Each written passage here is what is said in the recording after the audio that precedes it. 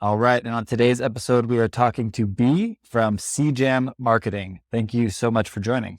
Thanks for having me, Mike.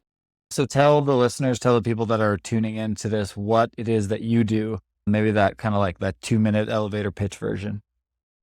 Sure. Well, I always like to share what I do. I still work 2 jobs, right? But those 2 jobs kind of go very well hand in hand.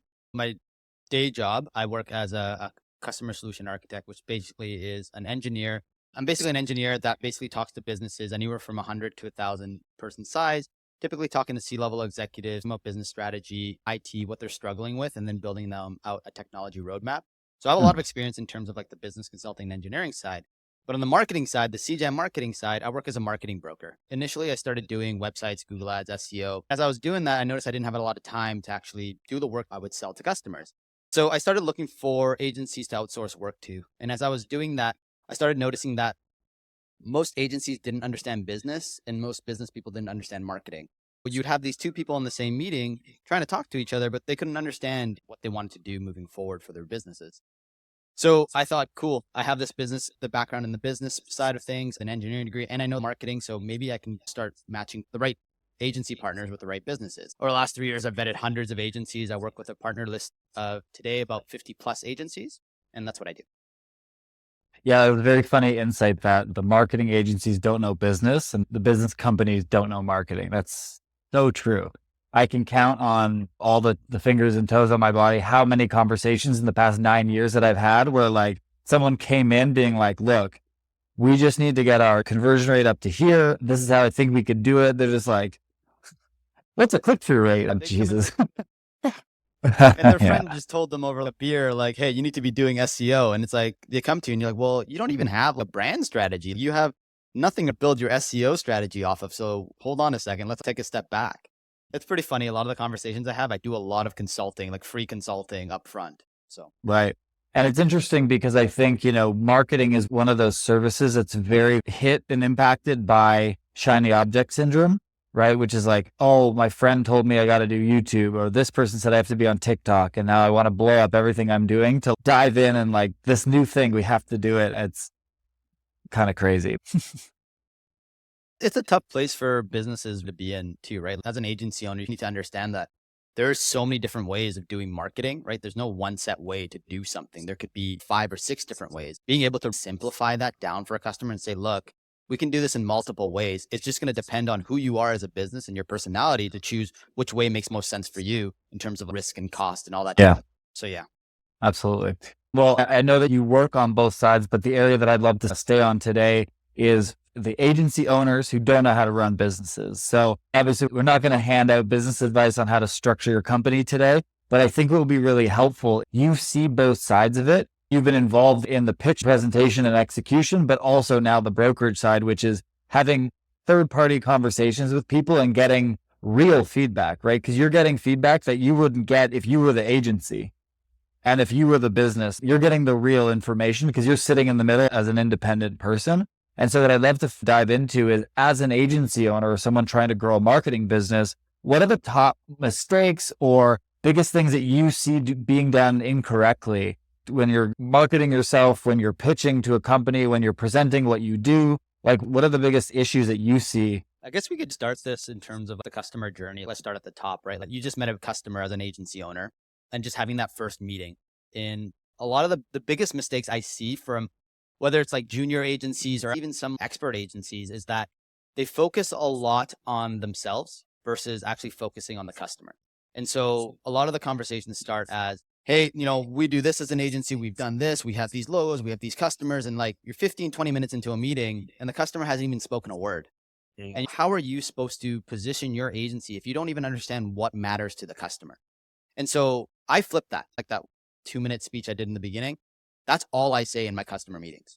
The rest is let's talk about your business. Let me understand what your goals are. 5 minutes to the end, I might actually talk about, now that we went through your entire business, I understand what your goals are, who your competitors are, what you tried, what agency you use, what you like, what you don't like. Then I go, okay, based on that, I have some agencies that will be able to fill in the gaps that I think will help you get to the goals you want. Right? Now you've totally shifted the conversation of like, it's not about me. This is fully about you, Mr. Customer. And I'm going to position my agency the best way to help you. On top of that, customers build a lot of trust when you understand their business goals, you're understanding what they're trying to do. And maybe you're just an SEO agency.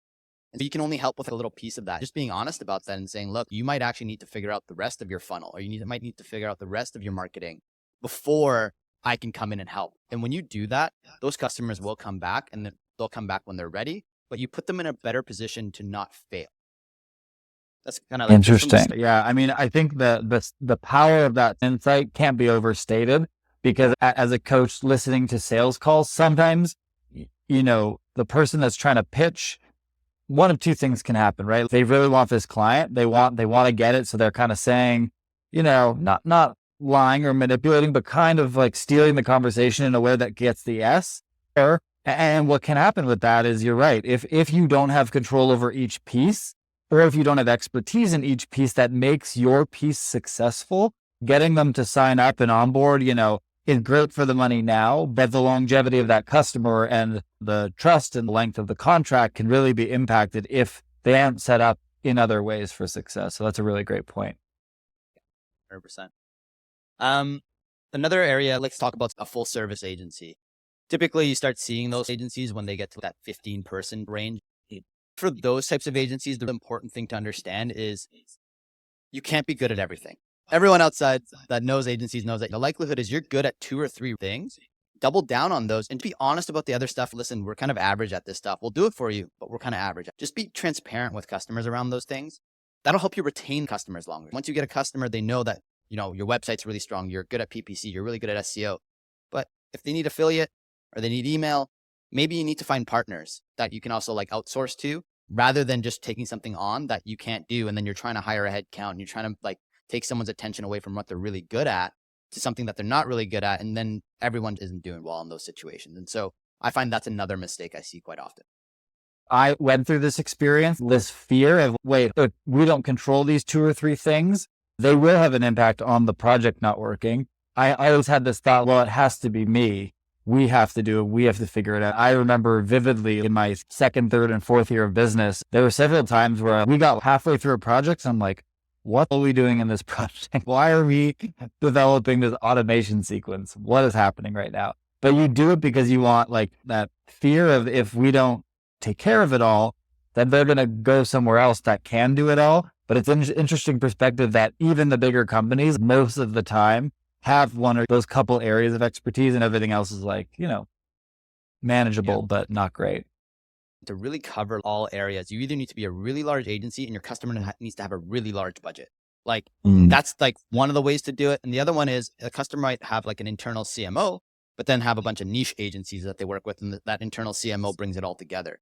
That's the only way you can really do it well. As an agency, just calling that out and saying, look, this is the way the industry is built, Mr. Customer. Let me share with you some insights so that you don't go out thinking there is this one agency that will do it all. The likelihood is they're going to do the same thing. They're good at 2 or 3 things. Unless you've increased your budget dramatically, it's not going to be what you expect it to be. So those are really great points. Being upfront with what you're good at from the get-go, asking a lot of questions, and really diving into what the genuine need of this customer is a great place to start. When you're not niched down, I spent a lot of years not having any niche, just we run these types of ads for anybody, versus now where we're hyper niche. We only work it's a very, very specific type of company that we work with.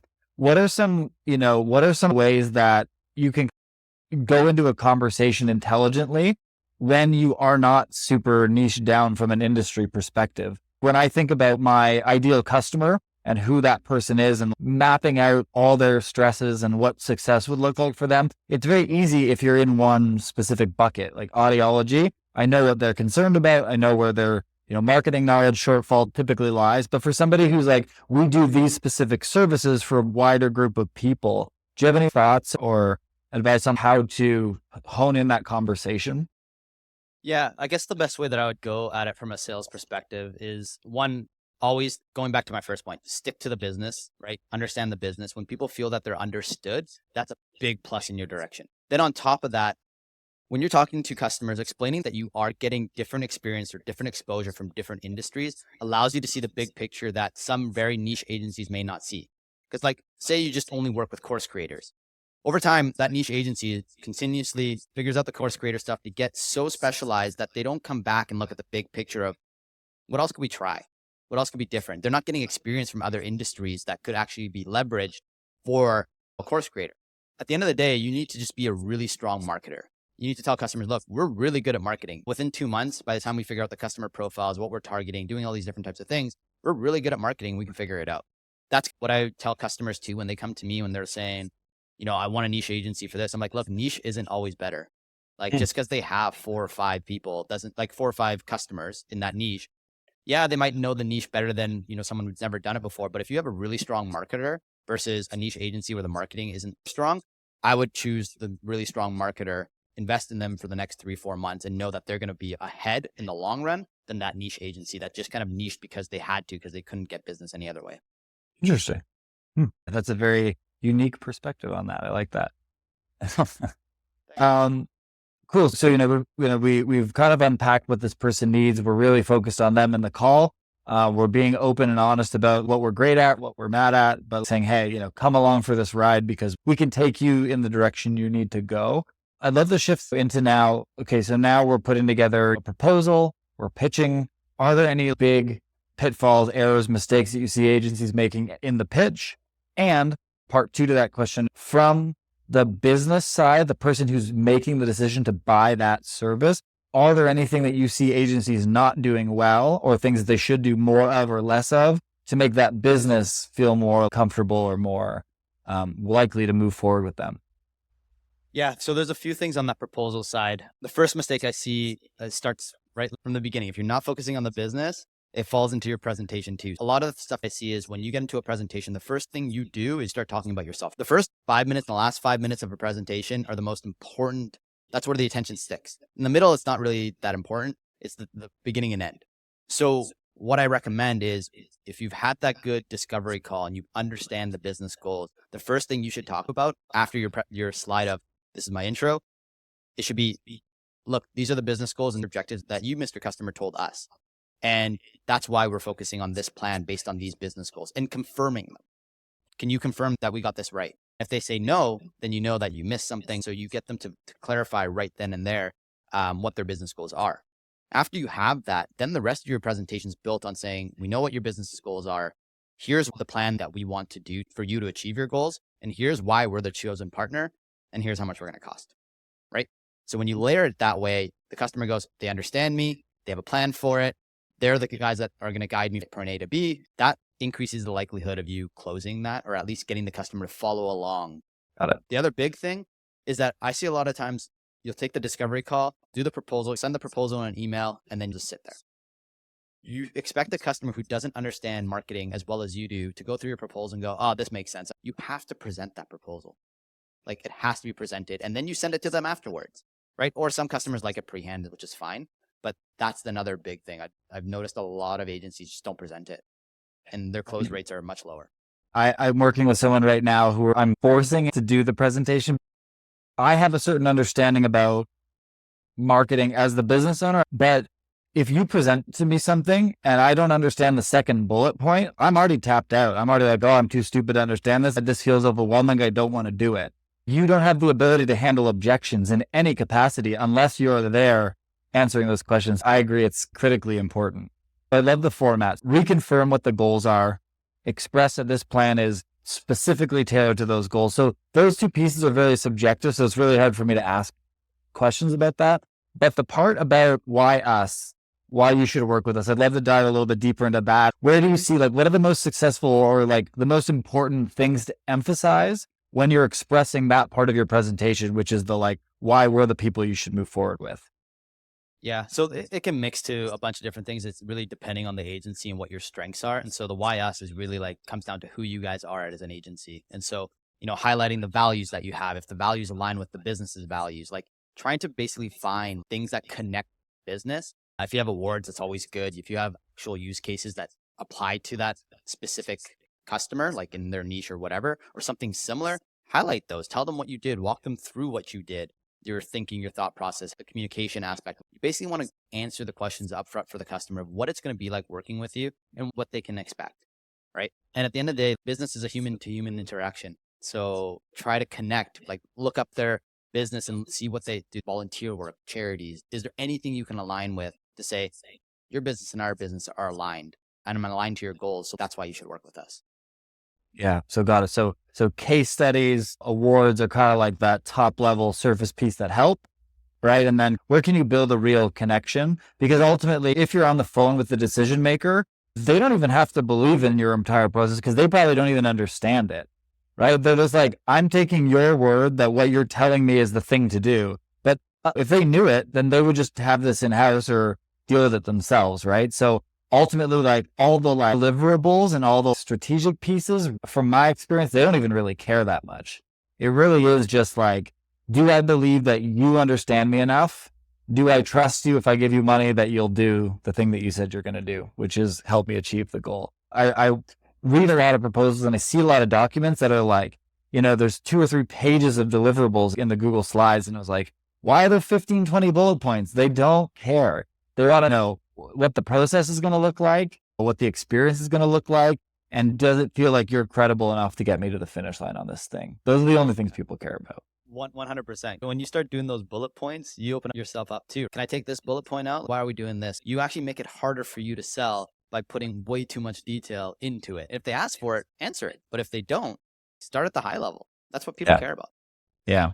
Awesome. One more subject that I want to bring up. So the person now goes through that process, right? We've had a great discovery call. We've presented ourselves in a way. We've made them feel understood. We brought them a presentation that confirms their goals, makes them know that we understand it and know how to solve it. And they say, great, sounds good. What I've experienced and what I see and what I hear from people is great. So they say yes. What are the main things to focus on now to onboard that person in the most successful way possible? Because I'm excited, I say yes. But what then happens is like, great, now I got to give you access to stuff. I don't even know where some of this stuff is. What is a Google Analytics account? Where do I find it? Someone, 10 years ago, they created it. We don't have access to it anymore. From onboarding and getting everything up and running, those first critical few days, weeks, whatever you want to call it, what are the biggest things that people can do to make the customer feel like they're getting a great experience? I guess I don't see a ton of that because once I pass it off to an agency, they typically go through stuff. But in my interviews with agencies, I do ask what their onboarding process is. At the end of the day, the best agencies have processes in place. They're not just going off the cuff based on each individual customer. They're going, here's the documents. Please fill this out. It's systematized and it's the same for every single customer. It answers all the customer's questions. Once you start with a base outline, you can iterate on that. Like, oh, we missed this or we missed that. Over time, you have a process that works for pretty much 95% of your customers. And it makes it really easy for you to get information and get started versus trying to figure out, oh, we need this, we need that. Like, have to have those systems in place. It could be a Word document, a Google document, it could be whatever it is. Just have a process in place so that you can reiterate and automate that part of the process as much as you can so you get the same result at the end. Yeah, absolutely. On behalf of agency owners, what did I not ask you that they should think about, know, prepare, build? Any thoughts, anything that I missed where you're like, it'd be really helpful if agencies knew this about selling their services to businesses? I've noticed this thing where as agencies grow, once you're 1, 2, 3 people, that's totally fine. You get to a growth of about 15 or 20. There's this fundamental shift where as an owner, you need to start stepping out of your business and get the business to run by itself. The people that do that successfully are the ones that are able to get out of the business at that point. I see another one kind of happen at that 40 or 50 person level too. You get to a certain scale that you need to have certain processes and systems in place. So just being aware that growth is important, right? Everyone wants to grow. Growth is important, but with growth comes a whole new set of expenses, people you need to hire and processes you need to build. Always think about where you want to be and where you want to go and have those systems in place. But sometimes it's okay to just be a certain size. Some of my best agencies we're 20 people. We don't want to get bigger. We can cater 20 customers a year and that's all we want to do. And we were just vetting to make sure we get the right customers. Those agencies know what they want and they figured out exactly who they are. So I think it's really important to think about yourself as an agency owner and where you want to go. It's not always growth that matters. It's going, I'm going to focus on the customer. I'm going to take care of the customer. And if I do that at 20 people and we do it for 20 businesses all the time and do it well, you make a very profitable business out of that. Yeah, that's interesting that you say that because when agency owners and marketers are on the internet, everything on YouTube, everything is about, get to 8 figures, hyper growth, do this, do that. I have conversations with people all the time. And my first question is why?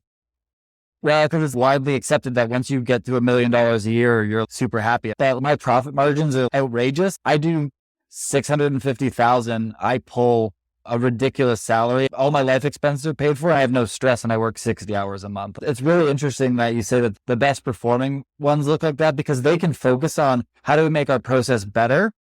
How do we maximize profit while still delivering a good product? Whereas the people that are in hyper growth at 15 people, there's this evolution, all these extra things you have to add. Then you get to 40, 50 and you have to almost recreate the entire business.